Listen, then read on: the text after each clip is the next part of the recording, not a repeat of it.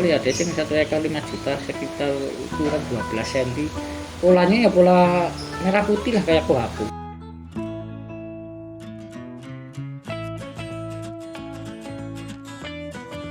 Oke, balik lagi di konten ikan. Nah, di video kali ini saya sudah berada di salah satu farm yang ada di Kabupaten Wonosobo. Namanya Kenjiro Tamasaba. Kenjiro Gria Tamasaba. Apa sih itu Tamasaba? Tamasaba adalah salah satu jenis ikan hias yang saat ini mungkin lagi ngehit ya di beberapa kalangan para kolektor dan penghobi. Nah, pada kesempatan video kali ini kita akan bahas tuntas, kita akan kupas tuntas tentang Tamasaba. Ya, langsung aja buat kalian yang baru menemukan video ini, jangan lupa untuk di like, komen, dan subscribe. Nah, pada kesempatan kali ini saya sudah bersama dengan owner dari Kenjiro Tamasaba. Kenjiro Gria Tamasaba. Nah, di sebelah saya ada ownernya sendiri. Kita kenalan, nanti kita bakal tanya-tanya sama beliau bagaimana sih Tamasaba itu, apa, terus jenis ikan apa gitu ya. Dengan Mas siapa? Kekes. Dengan Mas Kekes Sarwono yang beralamat ada di Desa Klilin, Kecamatan Kalikajar ya? Kecamatan Kertek. Oh, Kecamatan Kertek, Kabupaten Wonosobo. Ini beliau ada di samping saya, nanti kita akan tanya-tanya. Nah, sekarang kita tanya dari awal dulu. Tamasaba itu apa, Mas?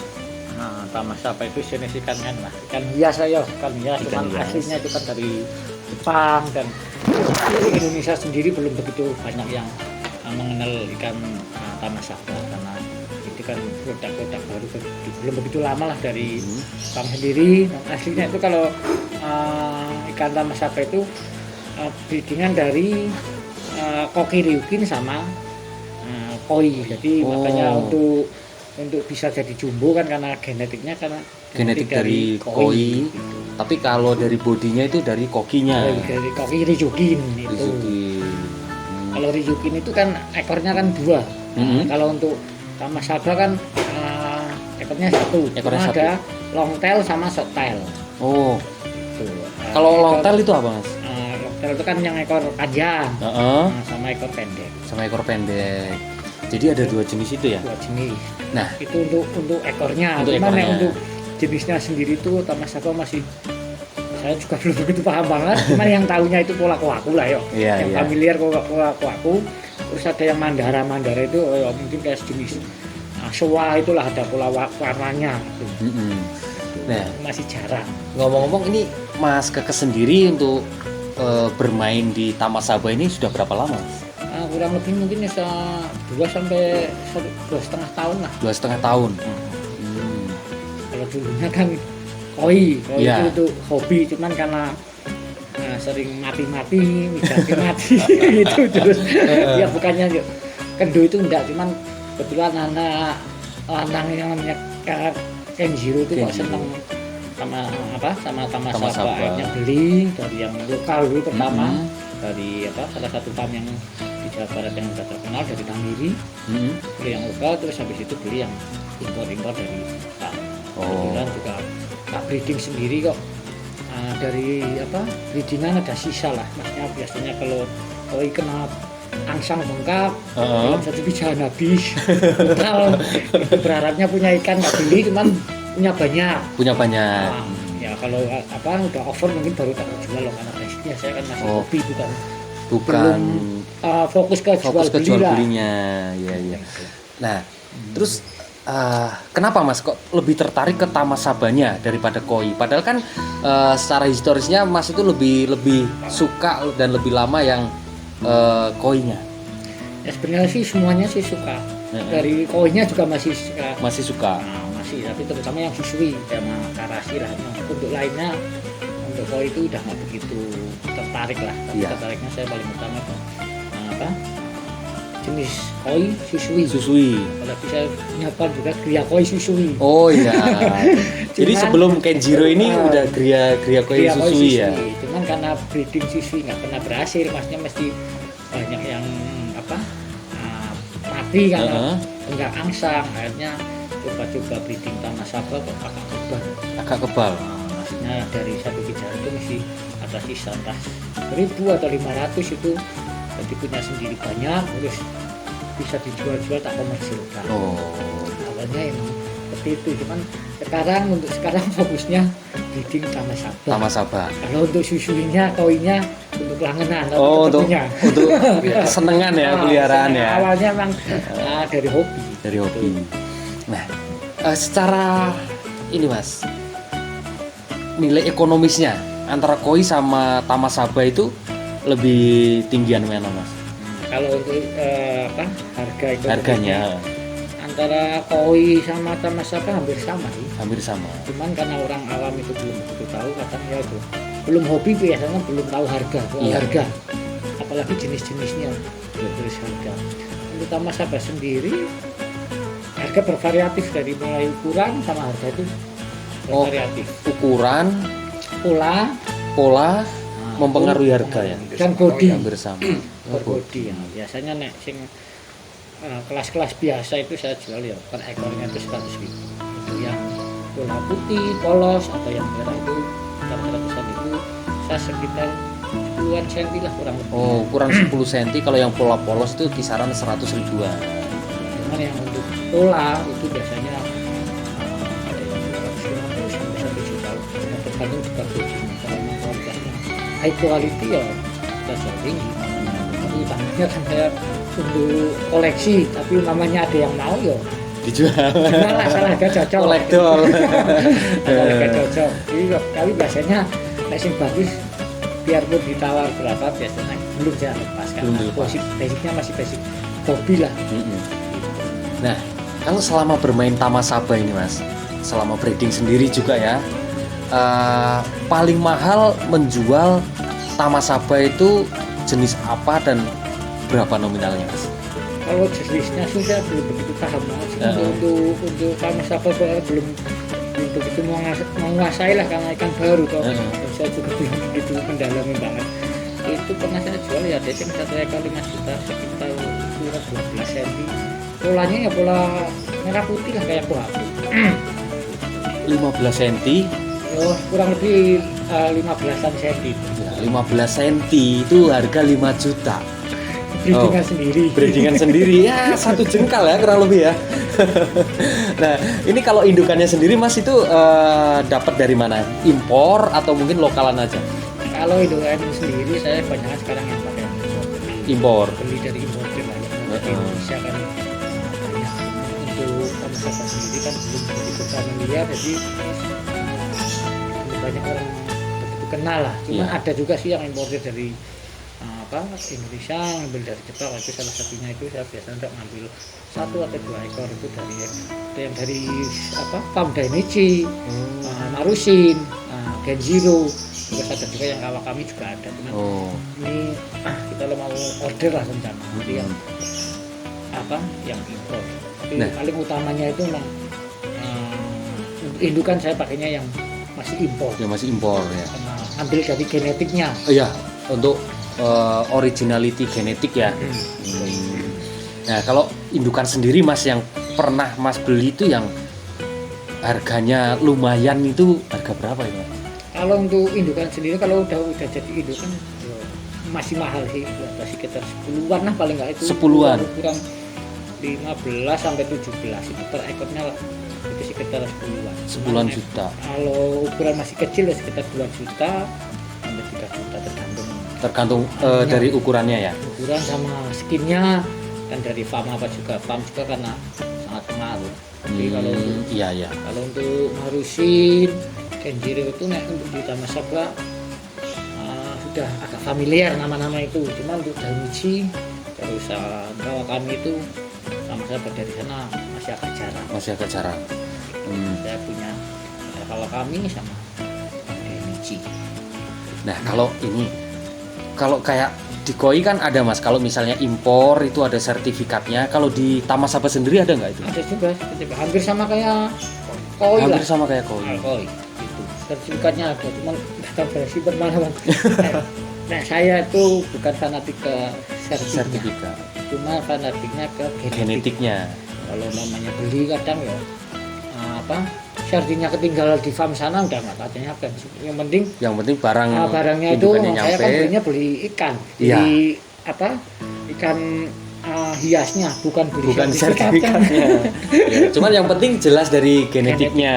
Gitu kalau genetiknya jelas, meskipun sertifikatnya nggak dikirim nggak masalah. ya itulah ikannya yang paling utama. Nah, kalau misalnya ada orang yang masih belum tahu tentang Tamasaba dan pingin mencoba untuk budidaya atau mungkin mencoba ngerawat dulu, itu bisa datang aja ke sini. Yang alamatnya di mana, Mas? Itu di Klilin, RT 1 RW 3 Kabupaten Kertek Kabupaten Wonosobo. Kabupaten Wonosobo. Lebih tepatnya kalau di Google Map itu Gria Koi Susui. Oh ya. Dan buat kalian yang mau datang ke sini di Google Map aja Gria Koi Susui itu pasti muncul dan alamatnya tepat sekali karena saya tadi sama teman ke sini juga pakai Google Map dan alhamdulillahnya Google Map-nya nggak nyasar ke.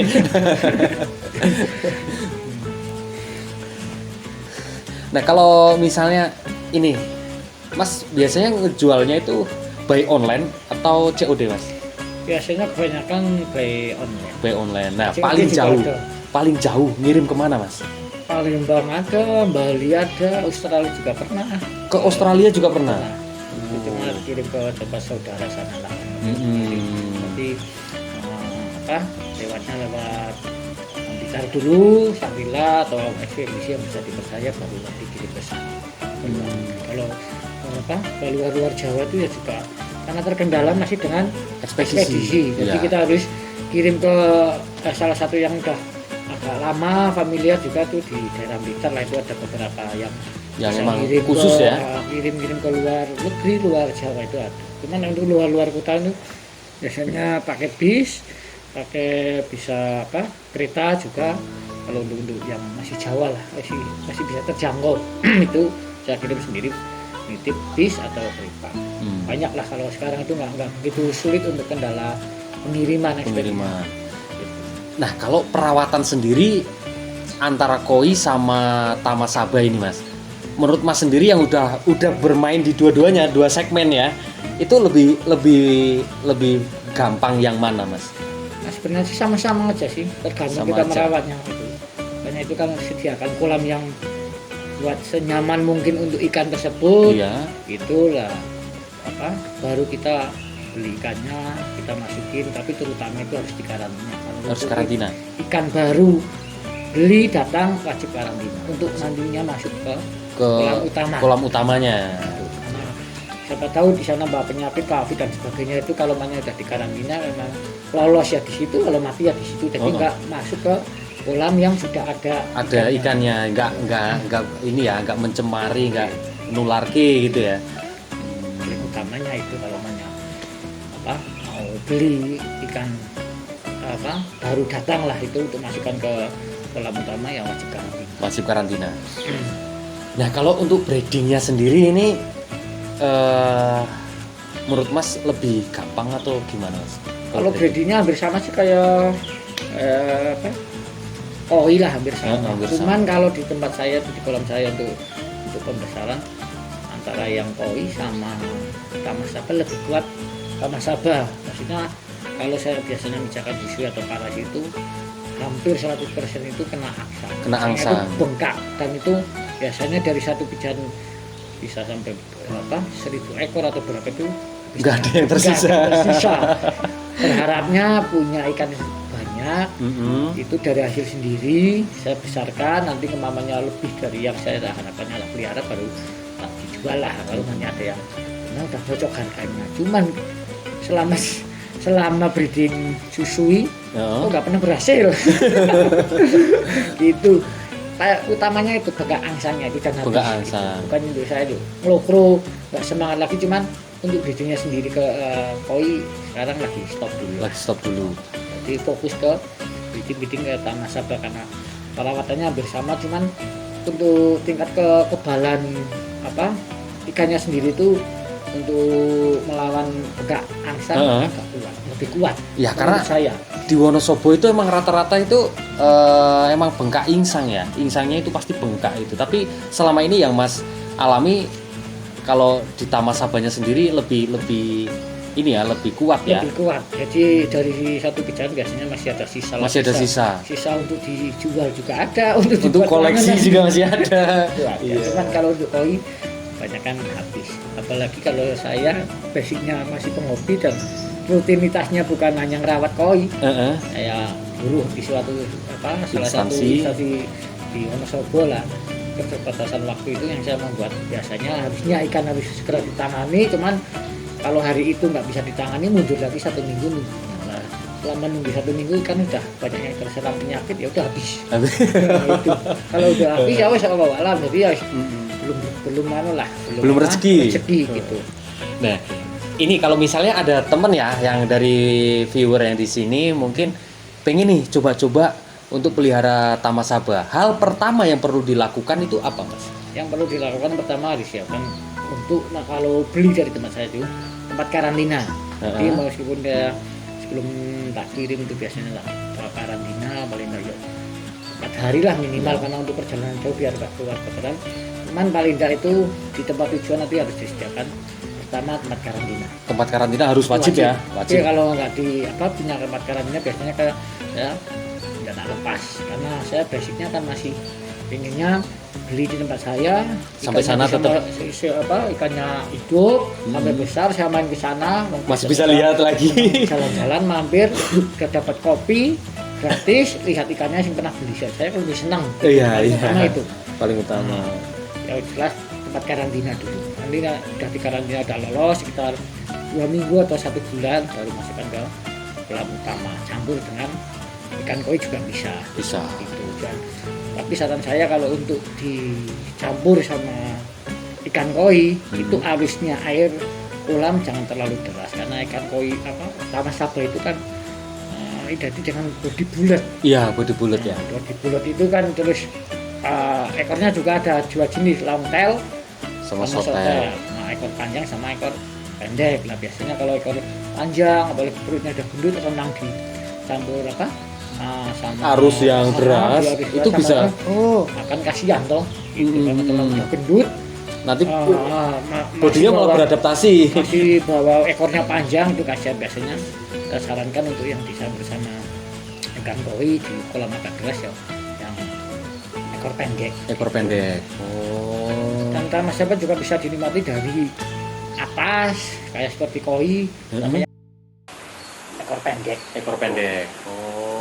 Dan Tamasaba juga bisa dinikmati dari atas kayak seperti koi, yang dari samping. Nah ini informasi terbaru nih ya buat teman-teman yang mungkin baru kenal dengan namanya ikan jenis Tamasaba. Itu ternyata ada 2 jenis, short tail sama long tail, dan bisa dinikmati dari 2 sisi, dari atas dan dari samping. Kalau kebanyakan koi itu kan kita hanya menikmati dari atas, tapi kalau Tamasaba ternyata ketamas kekesnya itu bisa dinikmati, punya 2 jenis dan bisa dinikmati dari 2 sisi, dari atas sama bawah. Dari atas sama bawah, terutama yang kolam-kolam yang berkaca. Nah, itu kolam-kolam ada kacanya itu kayak akuarium itu.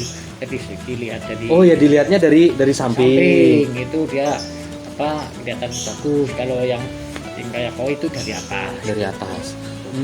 Nah itu nanti kita bakal kupas tuntas dengan Mas Kekes ya, karena di skip video ini biar kalian itu tahu informasinya itu secara detail. Kalau di skip nanti akan mispersepsi ya Mas ya gitu. Jadi nanti kita bakal kupas tuntas bersama Mas Kekes 2 jenis ikan Tamasaba, long tail dan short tail, dan 2 jenis yang bisa dinikmati dari atas dan dari samping kayak gitu.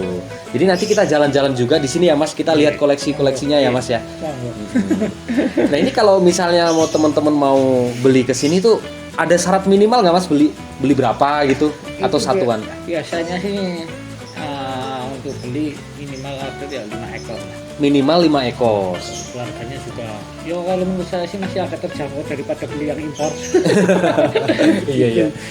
Itu kan biasanya kalau calon pembelinya itu nggak terlalu rewel, nggak terlalu nawarnya sadis, biasanya ya saya kasih bonus. Ada bonus. Tapi kalau mamanya terlalu sadis nawarnya ya saya kasih 5 ya 5, belinya 5. Kalau nawarnya nggak terlalu sadis ya ada lah ya. Itu intinya saya jual kan hobi. Bukan murni untuk saya jual hobi lah. Biar ya tujuannya mungkin biar teman-teman itu tahu lah Tamasaba itu seperti apa gitu ya. Jadi nanti kita bakal kupas tuntas tentang Tamasaba itu sendiri. Nanti indukannya juga boleh ya Mas, kita lihat ya nanti ya. Jenis-jenisnya kita pelajari semua Tamasaba itu seperti apa. Jadi buat kalian yang mungkin pingin belajar nih penghobi baru atau baru mencoba-coba untuk budidaya atau mungkin melihara Tamasaba, nanti lihat terus video ini biar kalian lebih tahu.